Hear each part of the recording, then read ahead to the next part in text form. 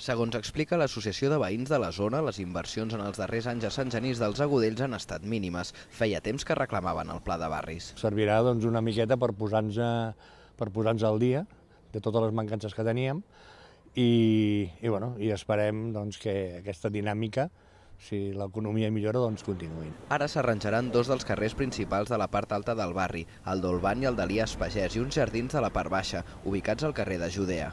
També s'urbanitzaran els entorns de dos equipaments d'importància en aquest punt de la ciutat, els del nou casal de gent gran i els de la masia de Can Soler, seu de l'Escola d'Art Floral de Catalunya al peu de la Serra de Collserola.